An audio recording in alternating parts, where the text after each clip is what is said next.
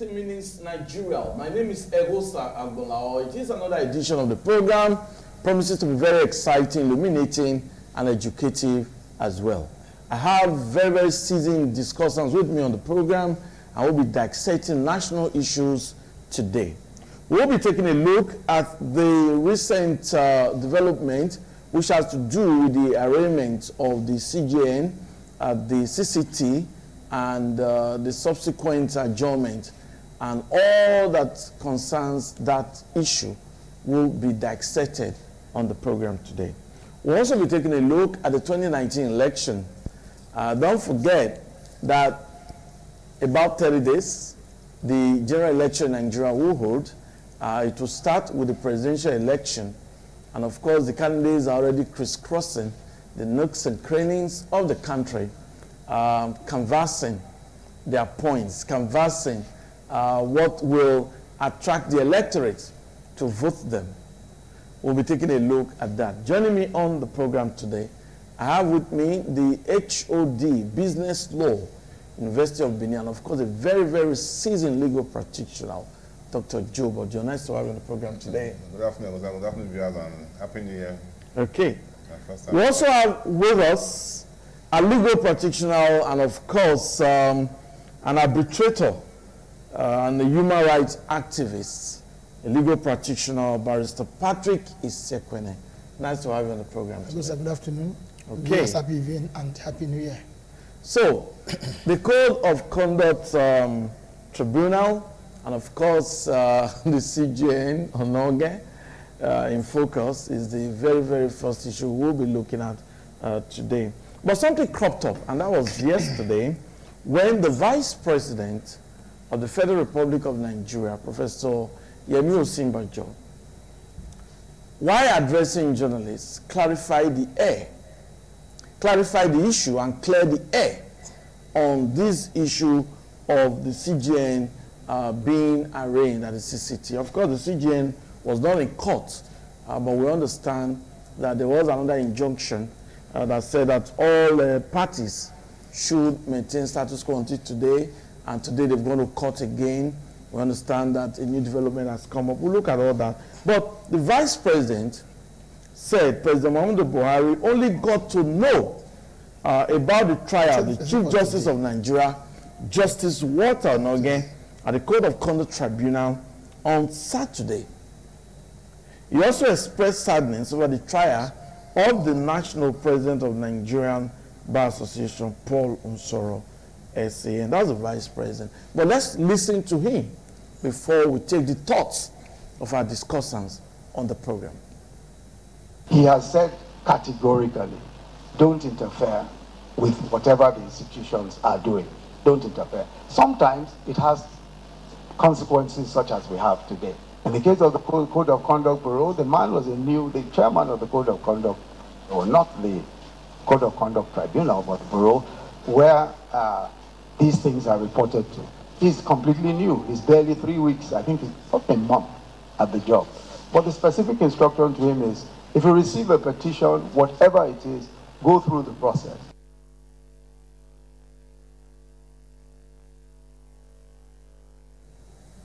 Okay, so that's the Vice President. The Vice President is also a very seasoned lawyer, highly respected as well, though he's the Vice President, but that does not take away his profession. Dr. Joe Bodio, what's your take when you heard that the CJN will be arraigned at the CCT?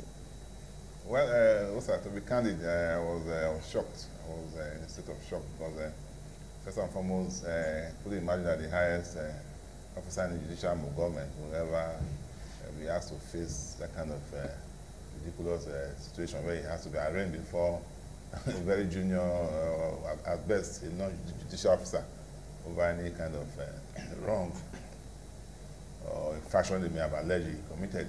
So I was in a state of shock because for me that is our profession. Some people hold dear to our heart, so it's like seeing your alter ego, somebody you look up to, being secreted by lesser persons. For me, the whole thing is a charade, as I've said this year. I think it's to say they come and go. I think the voice of reason is beginning to settle down. We've heard the vice president that he rightly or wrongly, some may not believe him, but I think, I haven't come to say I'm not aware that a dad whose child has misbehaved somewhere say I'm not aware of coming to order. So I think the whole idea is that I'm not aware, as he has said, that the president is not aware, because it means both of them are not aware. Of course, that is what it means. It means that certain elements may have acted wrongly or hurriedly. And if they did, I think within this window of 1 week, we shall see that the wrong will be redressed, because we shall soon discover it's actually wrong to subject the highest officer in the judicial arm to that kind of ridicule. We are not talking about the substantive issue, whether it was right or wrong, whether a wrong has been committed or not, but the whole idea of trying to bring him before the CCT, as it is when they are laid down procedure in the Constitution and other enabling laws, you know, for taking care of such issues. Yeah. Discipline of judicial officers have been well laid down, because the whole idea is to protect them from any kind of abuse by any body or institution, including the very cause of preside over. That is why they go through the rigorous process to get there, even at the lowest, the rung of the judicial level, to the highest level, and to become the head of a judicial government. You know, it means it's not a small man by any standard, and it's an epitome of judicial government, and so it's not somebody you toy with for whatever reason. So that is just that's a take. Yeah, before we allow you to make more comments. Yeah, but to refresh the memory of our viewer there, the CJN, Justice Onnoghen, was actually arraigned before the CCT on the issue of non-declaration of assets. That's the case. But let's get the thoughts of Barrister Patrick Sekwene. Yes. Well, it's not a surprise to me that this CJN is being arranged. I know I was not very sure, because like citizens of this government, most time there was a style called executive rascality. They've done that to the previous judges.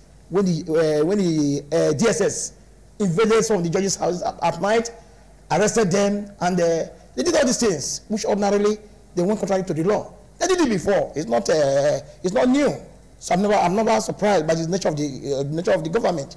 For the vice president to come and to tell you that the president is not aware, I think it's an afterthought, and that statement is embarrassing.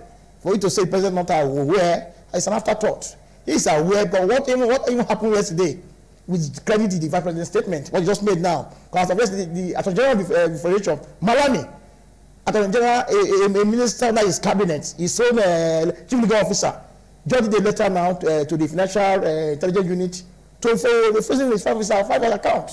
But telling me that the president is not aware. He said until Saturday. No, what is not aware? He did this one yesterday. So the issue is that it's an afterthought. I'm not surprised, because it had been, that's how this government operates. But what I'm trying to say in essence is that I'm not surprised, because it's exercising futility, because of the due process is not followed. Because I know that they know that it's just a kind of cheap political. That's all I see, because it will not work. Because by virtue of his office, it's the arm of government, judiciary, it don't have power over them. So what should you? So just to I look at it as a cheap political goal, and to a kind of distraction. The operation is here, and the time to tell the masses what I have done, to give your stewardship is here. To avoid that, it's a kind of distraction. Don't to divert the attention to the talk. Let's do this thing, so that they will be talking and they will forget about what they has not about stewardship. I think that's what I just call. For me, I'm not surprised, so I'll stop it for now. Okay, but Dr. Joe, now we understand that in democracy, there's separation of powers. Yeah, definitely. Yes. Now, judiciary is an arm of government. But if the federal government is aware that the CJN maybe has breached the law, or the CJN has not complied with a stipulated law, that of declaration of assets and all that, are you saying it cannot be charged? No, definitely. That's not the point we are making here. I think that's not the point most lawyers or even other stakeholders are making. Really, no. Nobody's above the law. That point is quite clear. Nobody, including the president himself, as it were. Nobody. But to get these highly placed persons who occupy these protected offices by the Constitution, you have to take a preliminary step. Yeah, but when you say protected office, Dr. Joe, when you say protected office, by law, the CJN, does the CJN enjoy immunity? Okay, good. I didn't want that's yeah, the president enjoys immunity. See, I was clever not to use that word okay. immunity. I tried to avoid it because he doesn't enjoy immunity per se, but he has a protective office because as a judicial officer, he can only be removed by the due process. I hate. What's that due process? I started sessions in the yes. program because okay. the legal program. But okay. The constitution makes it clear that there is a body, the NJC, okay, the Nigerian Judicial Council, has the powers for the appointment, remuneration, welfare, and discipline of judicial officers, okay, which includes the CJN himself. It's just a primus inter pares, the highest of all. Okay. His chairman's the NJC and all other bodies there. So the right thing should have done was that the CCCB as a CCCB that is not bureau, not the tribunal itself. Yes. But the CCCB as a bureau is an arm of the executive arm of government. Okay. It's a body of its own, but created by the constitution. When you have that kind of infraction committed by the highest man in the judiciary, allegedly, you should have written a petition to the NJC. Okay. An institutional petition, not by any individual as it is probably sponsored. The CCB should have done their own petition based on the petition of the so-called person who wrote that to the NJC. See, your guy, your highest person has done this, has done that. We think you should take steps. Okay. In line with the decision of the Court of Appeal, which people cite up and down in Janjiwa and FGN and all that, but like I said, we don't want to say that here because our viewers may not be in tune with what I said, but there's a Court of Appeal decision that says so. Just reaffirming what is the position of yes. Which means that the NJC now takes steps. Yes, there may be issues because he's the chairman, he may not be able to take steps, there may be some bias, but no, do that procedurally and let the NJC act or fail to act. Then you can now have what we call a plan B. Okay. The NJC will take steps because as a chairman, we expect that he will recuse himself as he's often done. Okay. And let his second in command or who is the vice chairman decide on the issue whether the allegation is worth probing or not. Okay. You see, and if for any reason the allegation is strong enough to probe further, then they will take steps to remove him as the CJN, which means that you now go with the executive arm of government to sponsor a recommendation to the National Assembly for his removal, which must be backed by a 2/3 majority. Okay. So you have the executive arm of government going in league with the National Assembly legislature to remove the CJN from office, because first the judicial officer is the CJN. Okay. You have to remove as the CJN first through the constitutional process, which involves the executive and the legislature. They will now remove as the judicial officer, which will now be done by the NJC as an institution. So you see, it's a long process. Because otherwise, to subject him to a city trial while you see where the toga of the CJN and the judicial officer is what the law says it is wrong, and what the courts have affirmed to be wrong. Okay. And so only a man who is in a haste, or a man who is acting with ulterior motive, who want to sidetrack the due process, like I keep saying, sidetrack the procedural bottlenecks put in place to protect his office. So anybody can wake up and say, the CJN did this.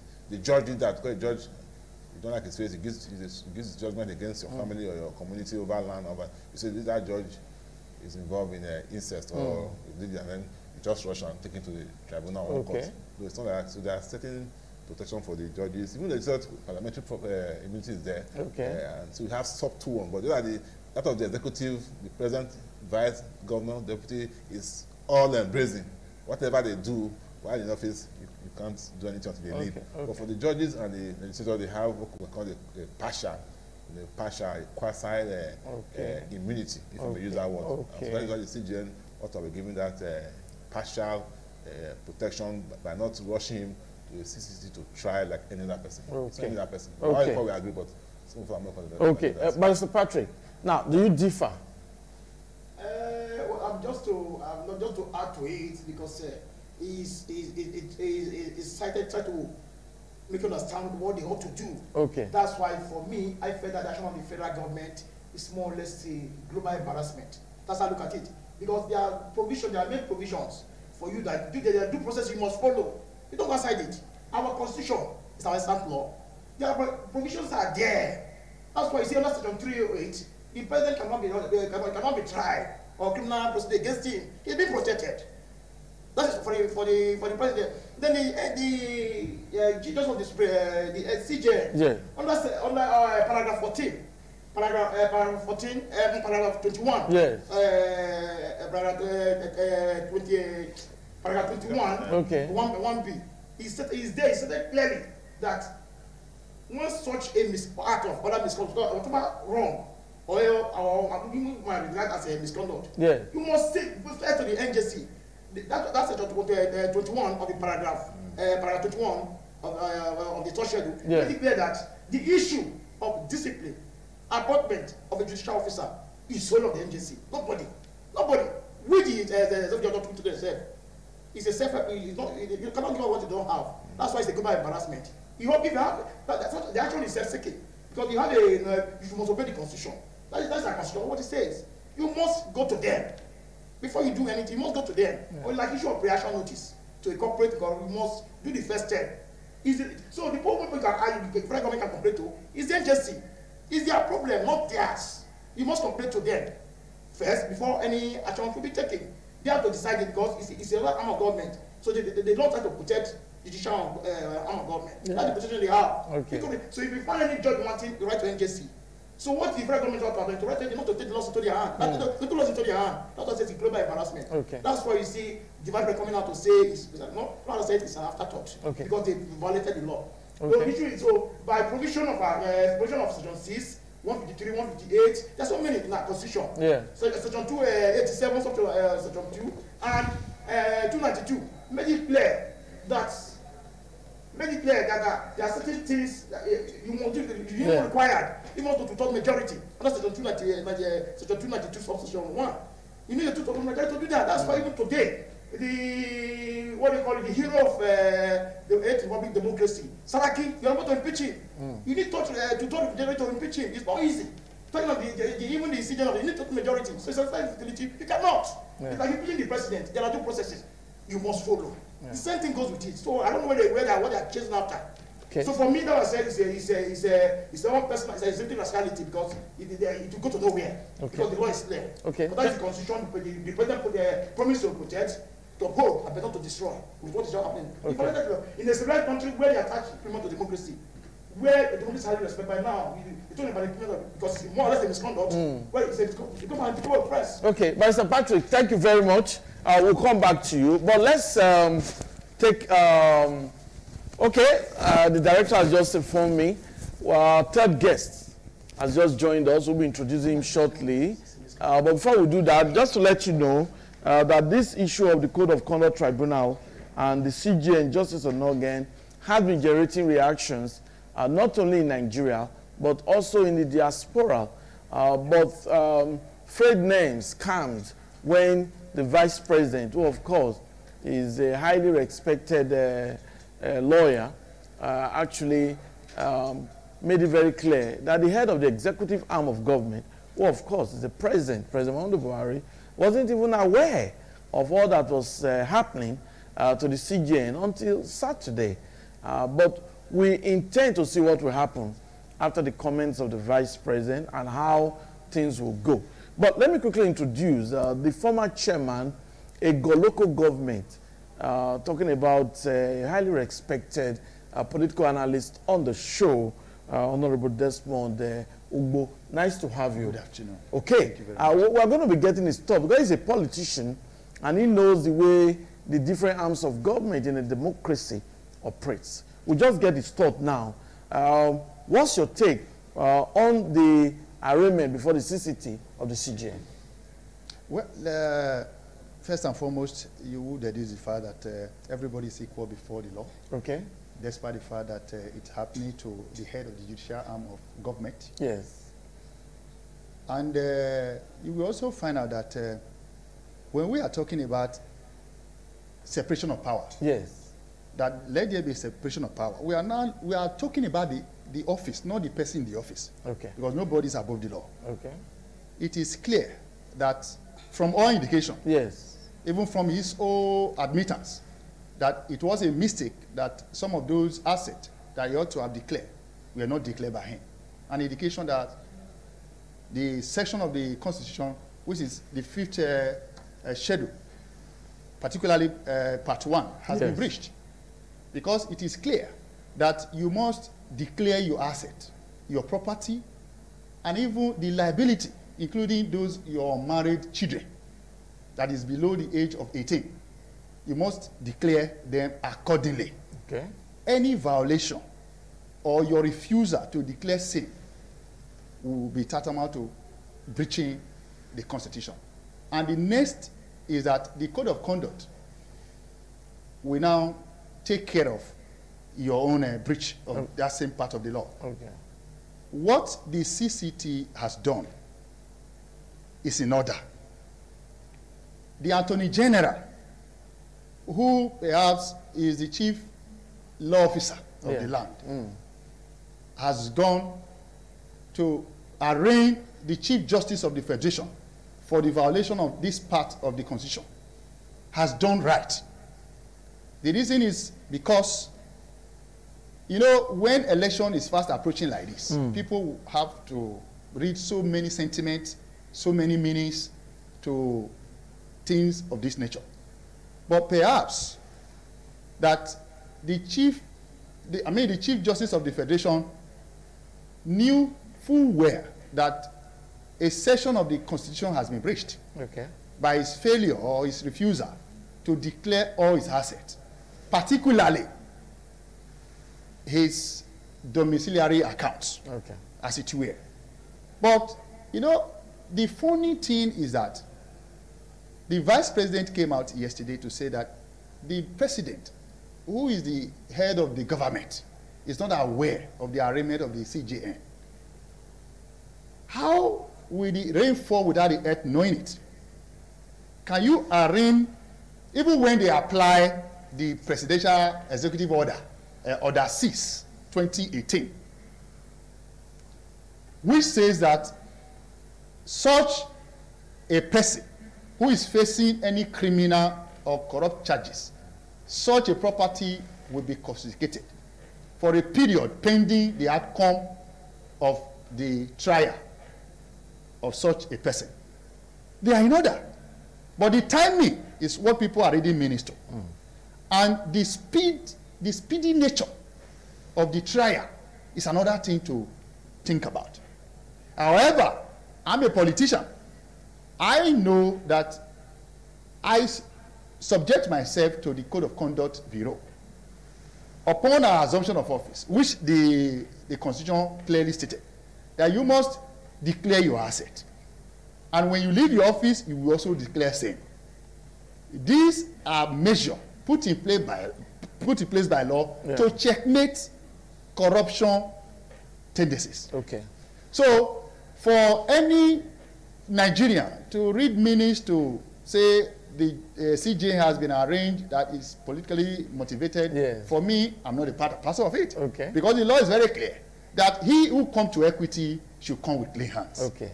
Of which the CJ is aware that those domiciliary accounts, and if indeed that a public officer is not a title, it's not allowed by law to own a foreign account, which he has done. If he had had a foreign account and he declared it upon his assumption of office, no big deal about that. But for keeping some and declaring some, that is a breach. But the CJ too explains. He actually explained all that transpired regarding his declaration of asset. But that's not the issue. It's already before the court of law now. But the issue now, because you are a politician, some lawyers believe that the issue of the CJN should have been referred to the judicial That is council. the truth. Yeah. That is the truth. But the same law also say, with reference to Gajuwa versus the Federal Republic of Nigeria, when the case is like that, like he rightly mentioned, that you cannot impeach a serving Chief Justice of the country without reference, without recourse to the National Assembly, who cleared him or ratified him in the first place. But in this case, the code of conduct, because the dichotomy now is that, or the argument is that it ought to be the NJC that ought to have discipline or investigate him and now recommend to who now? Is it the CCB or is it to the National Assembly? This is where the onus lies. Okay, so you continue from there. Because he has asked you a question. To who now? As a lawyer, we're going to focus sub judice. Okay. So many things which we ought not to. It's before trial. whether you admit. No, he's just talking based on what we have before the public domain. Yes. As a lawyer, the court of sub judice is before court of jurisdiction. Don't talk about that. Whether the merit of the case. You're talking about the merit of the case. No, don't say that before court. You don't have. What you after is the process. Whether the process follows, and I told you, our stand law is not an constitution. Based on that, I gave you provision of section 6. Section 153, Section 158, Section 286. No, but there's an issue that you need to clear before you go to that. He said, now, if the NGC, Nigerian Judicial Council, now assuming, because that's what you have canvassed on this program, we've just got a different thought based on what is in the public domain. That's Honorable Desmond Ugbo has also explained. Now, if the Attorney General of the Federation refer the case to the NJC. Now, whatever that body carries out, where will the case end? That's the issue. What are they to refer the CJN to after the NJC has looked at it? Yes, to the appropriate body. Like, now, we want to know the appropriate body. What is the appropriate body? Yes. So, like the federal government. That's which can come in. Let me okay, let's also get the thought of Dr. Joe. Let me give you some tutorial academic perspective. Let me enlighten our good friend the politician. What he was is a very valid question of asked, and I think let us take it from like an analogy. For example, if a military man commits a wrong now, before you bring in the police, the military will have to carry out the orderly room trial. That's so. And then refer to the police for investigation before you try it. I'm not sure you can just pick any, even the lowest wrong now. A policeman just going to pick him and say, go in for murder. It's going to be difficult now. That I have agreed. That the NJC ought to have investigated. Yeah, he has said that. Who is he referring after the investigation now? Is it to CCT or to the National Assembly? Okay, so let's get the clear-cut analysis of Dr. Joe. Before he came in, I said that actually, when the CCB formed the opinion that the CJ had committed an infraction by partial declaration or non-declaration as alleged now, because they should have now written to the NGC. The CCB, there is a bureau, not the court. No, the CCB. You have the court, the tribunal itself. There are two bodies, but other one. Now the CCB itself, that carry out the investigation itself, should have now written to the NGC. Then the NGC confirmed that yes, Oga has done something wrong. Of course, Oga will have to be excused. The other people will try him. Of course, within the NGC. When they say he has done wrong, it means you can't hold this officer anymore. Then they refer him now to the CCT, to the tribunal itself. You see? Okay, that's the process. Everything will still end. But everything will still end at the CCT. Dr. Joe. Yes. So that's the point. Yes. Okay. Now I want to thank. Yes, Dr. Joe. Dr. Joe, I thank you. I thank you for that clarification. Barrister Patrick Sekwene, thank you for that clarification. And Desmond Ugbo, who is a politician, has also brought a different dimension to this discussion, which I believe that our viewer will now benefit from. That what they are saying is the due process has not been followed. I think that's the point. That's the bottom line. Yeah, so to go through the NJC, then back to the CCT. So that's what the Ugbo has asked for. Yes. And I think that has put paid to that. But we have another issue to discuss because of time, and that's talking about the 2019 election. February 16th, we'll be having the presidential election, and that will actually kickstart the process. The presidential candidates are really busy campaigning, soliciting for votes, convincing Nigerians, convincing the electorate. A lot to be talked about. So we're going to start with our former chairman with us, who of course has experienced the process. Yes. So the election is before us. Yeah. What are your expectations? Well, the expectation is very high. Okay. From both sides of the divide. Because one, there is this hue and cry as to the process that will lead to the election proper. We talked about the issue of the INEC appointing Amina Zakari as the head of coalition. There was this issue before the Amina saga that the president ought to have signed the amended electoral act, and that Now that he has failed, there is an indication that there might be a kind of rigging, so to speak.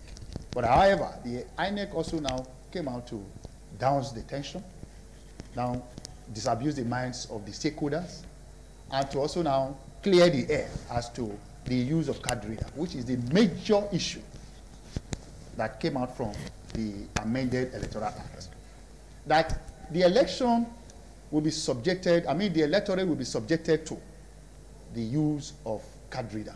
The essence of the card reader is to authenticate, is to verify, is to confirm whether the voter is the real person, as it is in the register, which has laid the fear of the stakeholders to rest. And now the issue of Amina Zakari being the head of the collation officer is not the person that will announce the election finally. Whereas all the votes, all the results would have to emanate from the units. We have the party agent at every unit. The area where the stakeholders might be suspicious of any foul play is such a terrain as to the desert, to the riverine area, to the creeks, where ordinarily, if you look at the practice, with experience, that you see people hijacking materials that is going to the creeks, and they do it by the side of the river, and they return it as it were. But party agents are there. The issue of card reader, it is very clear by the INEC declaration that until party agent now sign the incident form, which ordinarily before now, were the handiwork of presiding officers. But now, to authenticate and make it more effective, the party agent would have to attest by signing the incident form that this person is true and a proper reflection of the owner of the card. So all these point to the fact that, yes, the security should be watched. Because I keep saying that the INEC have prepared. Because they keep beating the stakeholders to their game. Each time there is election, stakeholders are trying to subvert the laid-down rules of the INEC. And INEC are also stepping their game to make sure that they beat them to it. And that is why at the beginning, the issue of card reader weren't a practice. The issue of ballot snatching was the order of the day. Ballot paper stuffing and all that. But they have graduated to a situation where the stakeholders has also now employed another means to say, let us buy the voter before coming to cast their vote. So when the issue of vote buying now, is a major issue. We're going to look at it. When we look at the issue of vote buying, we should also now look at the economic situation and the performance of the government. If the government is not performing well, and they are now widening the gap between the rich and the poor, making life more miserable, and hardship is now the order of the day, what do you expect of a voter whose uncertainty is in the highest peak, saying that, okay, let me collect this. If after 4 years I don't get anything, this one will be enough. So all these are certain areas that we must look at. Because the issue of vote buying remains the major problem, the major bane to a free and fair election in our clime. Okay, we're going to look at that. Mr. Patrick, now the election, we always say 2019 election. Already in 2019, about 30 days from now, the election will be held. Now, looking at it, are you satisfied with what the candidates are doing, especially the presidential candidates? Well, some of the presidential candidates are going around trying to convince people why they should vote for them. So, but the issue of free and fair election, the issue of achieving good election, is not just only with those participants, those candidates. Okay. It's also to do with the INEC has a role to play. Yes, a very pivotal role. Some falsify results. Some Ghanaian people, they falsify results. There are some people like when you talk issue of incident, say they are agreed now that one incident they play the try not reading well. The incident form where the agents must also have to sign. As there's a situation whereby on that do a gun, you sign. In the place of INEC, you say they use gun. Yes, but I don't say that 17. because any agent can be intimidated and you sign it. But how do you know who signed it? But the agent has the freedom to also cry out. Don't direct them to the point go to. Where did they cry? So what I'm trying to say is that this is a thing that happened. So don't think that because the both agents signing will give you a free affair. No. Forget. Don't think about that. There's a lot of things that happened to the election day. That you'll be scared to sign it. You will sign it. Yeah, but don't you think INEC must have been preparing again? No, they've been doing their best. Like they've been doing their best. They even said recently now that no of them to be even allowed to make calls. Of course, while you are collecting. While you are collecting. Yes. You saw what happened in one of the neighboring states when the election was going on. That's an innovation. Yes. They tried, they tried. The issue of now, you can take your handset now to a particular point, but when you're going to vote, you must drop your handset. So when they get there, they video, they film who they vote for. If they come back, oh, I vote for PDP, I vote for APC, let me have my money. They will not be there again. Yes. They start to, so like what you said, as INEC is just planning to have to control the situation, the politicians are also looking for a way out. You are aware, the election they did one time, they had to even give them band. To put on their hand, showing that is the party you are voting for. Come and collect your money. It's like a situation whereby rapper, some good things are being stored somewhere. Ask them, once you come and have it before you go to vote. You are giving them, they don't know what to vote for. So the policemen, the security agents have a role to play. Yes, when you see people putting down about 500 rappers, women, they love this is my time, let me have it. That's what he said. Money attached to it, they put money in full wrapper, they must take it. They vote for the But the security agent were able to attack this people, disorganize them, seize those things. That's where they are going to play a role. But I'm happy because of the new IGP now that just in place now. The man is a man that has zero tolerance for corruption. Okay. I know he has said. I know him too well. There was no IG. I know him practically aside here. Yes. I know him too well. Practically, I will lie to you. It's the one of the occasions or one of the I think my own client gave him 20,000 naira. So to appreciate, no, I'm not to appreciate him. Wait, no, practically, I'm not him.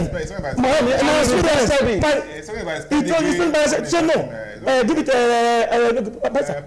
it back to the movie, to the jury. No, you can keep it, I don't need, let him have it. Okay, now what I'm saying is that the police will play a very significant role. And now we have a change in the leadership of the police. Yes. And because of your knowledge of the person of the IGP, you are very convinced that the police will be neutral and the police will be apolitical. Yeah, but to an extent. What I mean, under him, I assure you can be 50-60%. Unlike the former one. That one I have zero. I cannot guarantee you when the year will move. Okay. This one is thank you. Now that I try to make. That's what I try to make. Yes. Let's get the time of Dr. Joe. Yes, sir. Giving a very epoch contribution. But I think on the more subtle level, we need to look at elections as a process. The process, and this process commenced not yesterday. It commenced almost 2 years ago. Yes. From the nominations and other exercises that took place. So now, in terms of having an election in focus, free and fair election, that will be acceptable to all and sundry, that will meet the best national practice, the benchmarks set by international, the global best practice. We must look at it from the multidimensional. Okay. Now, we talked about the stakeholders, the parties. Thank God this is here. The two parties first, or learn to be less desperate, and not to see it as a do or die affair. But when you see that a do or die affair, that's where these issues of vote buying now, which is trending now, will come into play. The other aspect of thuggery, ballot stuffing, and the rest, like I rightly said, has come to some level of has come to naught now. It's no longer possible because of INEC's innovations. Okay. So we must give credit to INEC. Looking to INEC. INEC over the years has done so well. I don't work for INEC. I don't have any business with them ordinarily, apart from we being called to do one or two things. Yeah. But I think INEC over the years are really involved. Because I remember INEC in the days of also, I just imagine how far we have progressed. And so when I see people giving INEC on the flag, at times I feel sorry for them. INEC has been top notch, right from the electronic carry down and all that. They've done so much. Look at the recent guidelines to give us the best. They could do better though, because in the era of technology, we should have talking about transmitting election results. Yeah. About electronic voting, as was done in Kaduna State. The state did that, so we can get there. But INEC has done their best, so let's expect more from them. The other aspect is the security aspect. We focus too much on the police. Election is not about police, really. What are the DSS doing? By now, the DSS, as the covert body they are by now, they have deployed them to all the states. Looks and crannies. No, you know, they can't disclose whatever they're doing. They may have their own strategies, which is not in the public domain. So I have expected them to have done that. Yes. Why am I saying? Because if they do that and they did their best, then the police will have less work. Because those who are stashing money to go and share, they will have been uncovered by now. Those who are printing clothes, as I said, those who are planning to even compromise the INEC officers. They might compromise. People are approaching INEC officers. Those who are recruiting ad hoc staff. Those who be recruiting ad hoc staff, who are they? How are they being recruited? These are the things they should uncover from the environment. Who are those training boys? Who are those going to recruit boys? Who are those going to import people from other states? Not even other states, but who are those import talks? Who are those importing guns? These are things that although for this special barrel that can use to special to erase the results. Military uniform. Results that can police uniform. Can erase who are those printing their from ECA today? Who are those printing their own ballot papers? Who are those trying to go to? These are things the DSS should get or other security agents uncover. Not the people that will carry gun out there election today. You can't shoot anybody there now. You can't shoot anybody. You can't shoot because the election, those who carry arms are limited. The soldiers will be far away watching from afar. They will hear who is fighting, who is not fighting. The agents are talking about, for example, agents can be compromised. It's not every time you put a gun on the agent's head. If you send an agent who is not well paid, who is also hungry, as it were, he gets there and says, boy, sign this thing, take 20,000, how much your party give you 5,000, okay, sign 20. So let's not go there. The security agents must do their job, not by trying to enforce the law physically, but by trying to detect and protect. And it brings us to the issue of the electoral law itself. Well, we're not too happy that the electoral law amendment law. Amendment electoral act. I think that what we have, we can still use it properly. So what we are expecting is, we pray that this impasse with the CGN is resolved on time, because ultimately, what gives people confidence is that at the end of the day, whatever you do at the polling unit goes to the tribunal. But the way things are going, if we do not resolve the CGN's issue, some judges may be cowed, some judges may feel they never want to serve with the tribunal. They appoint very senior and credible judges. They come and serve. They say, I will not serve. Of course. I want to be rubbished. Maybe after serving this tribunal, whatever I leave, they go and discover one account that I don't have. They go and plant money in my account and say, I did this, so I have 10 billion in my account. So they will not want to serve because the process, like I said, it's a long process. Yes. So I think that we should, and for the voters, we expect that they should be more enlightened and should know that the token they give to you on electoral, they cannot take off for 4 years. Okay. Be more proactive and look beyond the tokenism. Okay. Dr. Joe, I want to thank you. But let's get the thought of Desmond Ugo. Now, you brought up an issue, which, of course, INEC is also very disturbed about, and that is this issue of vote buying. What do you think can be done to curb vote buying? The establishment of Electoral Offense Commission. Okay. Because when we are talking about vote buying, we have sponsors. Okay. Inducement. Yeah. Even on election day, you see a canopy is being erected on a voting ground where food will be distributed, where materials. Is that not to make the electorate comfortable? That's inducement now. When you're talking about making electorate comfortable, yes. Is it on election day? Okay. Is it on election day that you make electorate comfortable? So making electorate comfortable should be on a daily basis. That is the mandate you procure from there. So for you to now go buying votes, inducing people, starting grading road, tying road, bringing in incentive, both long-term and short-term, in order to cow electorate to vote and have you in power. Tomorrow you begin to sing another song. All these are certain things that keep us in situ as a nation. Okay. So the issue of vote buying can be tamed using the Electoral Affairs Commission. Okay. If such a commission is established, those who are found culpable, those who are found sharing money, those sponsored, those who are susceptible to be used for doing this are found being dealt with by law. Okay. Then it will serve as deterrent to those who have such intention to go in there and begin to perpetuate it.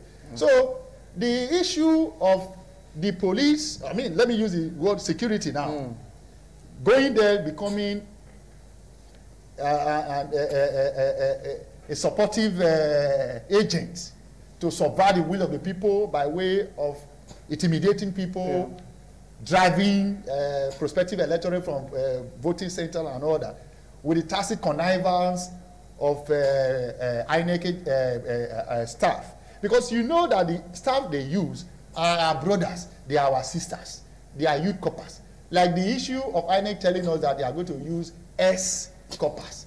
S-corper, where do you trace them to? They have graduated for crying out loud, they are passed out. So you can't trace them to NYSC CAP. You can't trace them to NYSC DG. So all these are certain things that we must put clear before we go into election. Yeah. If there are measures put in place to ensure that every hands are on deck by way of sanity, by way of adherence to the rule of law, not the ruler of men, then we'll get it right. So issue of vote buying, you know, is not particular. It's not peculiar to one political party. Yeah. So it cuts across all political stakeholders. The highest bidder. So it is about the highest bidder. Yes. So when you are going for an election, because of the take in the office, because of the the luxury, so to speak, they tend to go extra mile to buy the conscience of the voter, and the electorate are so gullible because of the economic situation. They have no choice than to collect. Because when we started... But don't you think it has to do with morality? Is it about the economic situation? Who has morale? Where can we point to? Those who have the morality to check themselves, to change their conscience. So when we come to election time, who can we now say that has the moral to go there and say, let me vote my conscience? So I think what you'll be hearing before you get there will make you to sway. But in other climes, we don't hear about 5,000 being given to a voter before voting. People know that it's their civic responsibility. They need to vote their leaders. They need to vote in people they believe in, they trust to lead them. Okay, don't you think enlightenment and some of that issue by the National Restitution Agency need to be intensified? I said it in another sister station. I said the National Orientation Agent, they have gone to oblivion. No, but firstly, because they are working. They are working. That's how. Any of that jingles? Is there any of that jingle to electing or to educate the public that this is what we love to do? So nothing like that. So they just collect their subvention monthly, their salaries and all that. They go to sleep because they ought to have educate the people, educate the electorate that look, this is what you need to have done. This is what you should do. This, don't do this, don't do that. So all these are certain things that we are lacking as a country. Okay. So because he who paid the piper, it tends to dictate the tone. If I'm an APC, I'm in power, I will control NOA. If another person coming, we will control the NOA. That is where we are getting it wrong because the system is controlling us. We are not controlling the system. We are controlling the system. The system is not controlling us. Until the system starts controlling everybody, regardless of where you belong. That is where it works. Institutions that we have today, that is why when the president was reacting, the vice president said that the president was not aware that the CJN was arraigned, that they just agreed not to interfere with the institutions. Fine, good. That is good speech. In the practice, the reverse is the case. Thank you. We should allow the system and the institution to control everybody. That's a good point. Thank you, Desmond Ugbo. Let's take Patrick Isekwene. We're looking at this very ugly issue, vote buying. It needs to be curbed for us to have a credible 2019 election. INEC has promised to do whatever it... they've actually evolved strategies to curb it. They've told us that they are putting machineries in place to actually prevent this vote buying problem and all that. But to you, what's your advice? Well, as far as we are concerned, it's just an advice to the masses, to the voters. The economic situation, the poor have been strangulated. The economy is so bad that a lot of people now have poverty of mind. What they're after is, let me have the cash. Let me, because it's by next 4 years.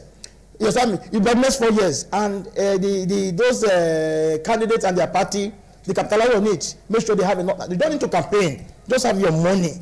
You get vote that very day. People come to you. Go and buy wrappers. So many things they're going to give out. You don't give to them. Stop it? Yes, I will come to the way out. I will come to the way out. So at the same time, somebody who have never cared for you, just an election day gives you money. It's not your friend. Somebody who has never for the past 4 years is not turning your road for you. Give you a transformer. What you have never done for the past 5 years, you're not having it. It's not your friend. It's an inducement. It's a deceit to deceive you to have your vote. After that, the next 4 years, you're still going to suffer. They're going to suffer the masses. So the masses should not look at those things. What they are doing now is to get their vote. After that, they will take them back to where they belong. So the masses should know that they're just deceiving them. They should try to do what is right. Vote a candidate of their choice that they can deliver. They should not be carried away with what they are giving them. It just deceive. It just deceits. They should forget those things. Forget about the pleasure. If they give 5,000 naira and next day is gone, next 4 years you're going to suffer. Government that will not care for you. Government that will not even care how your educational aspect is. There are so many things you need to look into. If you're a student, you collect 5,000 naira and vote for the wrong candidate. It comes there, increase your school fee to 250,000 naira for school fee session. Who is going to suffer? Is it 5,000 naira? You're going to suffer it. 5,000 naira will not take you to anywhere. So the voter yes, the voters, the youths in particular. Yeah. Because some of them are the graduates. They have to be careful because their future they're changing their future. Okay, thank you, Barrister Patrick. They're changing their future. Yeah, so they should avoid all these sightings. We'll come back to you. There's another issue. We quickly need to look at it before we call it a day on the show. This Saturday will be the presidential debate, where we already have selected the presidential candidates of 5 political parties that will be participating. We saw what happened in the vice presidential debate. So, a quick one. Dr. Joe. Okay. Now, if any of the presidential candidates, for any reason, is not in attendance or does not attend the presidential debate, does it have any effect? Okay, thank you. But before I go there, I just want to chip in on this vote buying thing. I thought I would be able to make a comment. Okay. I had said so before that one of the ways to curb it, because there's no solutions now really, is to ensure, and should ensure, I don't know if you can still do it now, but it'll be late, you should have proper polling booths. The last time we had proper polling booths was in the 79-83 elections. It's not going to use primary school, you use ad hoc polling booths where you just put a table and you put one little cover. People see you through and know who you are voting for. So they should have cubicles? Cubicles that are enclosure. You have a door, you go in and vote and come out. So if people cannot spy to know who you are voting for, vote buying will die. It's because they can confirm, in addition to stopping telephones from GSS from going in, which is good, especially on this program. But another way is if you have proper polling booths that are enclosed, the secrecy of the ballot, which is the law, secrecy, confidentiality is ensured. Okay, that's a good one. But let's quickly take, yes. Well, political debate itself is part of the electoral process, like I said, the process. It enhances the party's chances of success and that of the voter too. So anybody who does not come to a debate for any reason, without having a valid excuse, as it's fair, it's already shooting itself in the foot. And we only want to plead with the Nigerian electorate to also look at issues, not sloganeering and gimmicks in the election. Thank you, Dr. Joe. Thank you. Barrister Patrick, quick one. Yeah, well, I urge Nigerians to try and listen to the debates that will come up on Saturday to choose a candidate. At the same time, look at the candidates. Make sure you're not carried away with the material thing they're going to give to you. Go on that day, vote to candidate of your choice. Thank you. That's my advice. Desmond, we'll go quick one. Before you appoint or employ an employee, you must interview them. Okay. It's a yardstick for employment. Yeah. But failure to attend a debate is not, it doesn't count in our country, Nigeria, because OBJ did not attend, Yaradua did not attend, then Goodluck Jonathan did not attend, and all these people won during the election. So I think it is an advice that one should go there, tell them what you mean for them, because we are the employee, the electorate are the appointer. Okay. So the appointee should come forward and let us know what they have. Thank you very much. Gentlemen, I thank you for your contribution. You've been very wonderful. Our viewer out there, I hope you've enjoyed today's edition of the program, 60 Minutes Nigeria. If you did, keep a date with us. Next week, by the grace of God, we'll be here again with different sets of guests, and we're looking at other national issues. A lot to talk about on the program. My name is Arraignment, signing off on 60 Minutes Nigeria. Bye-bye.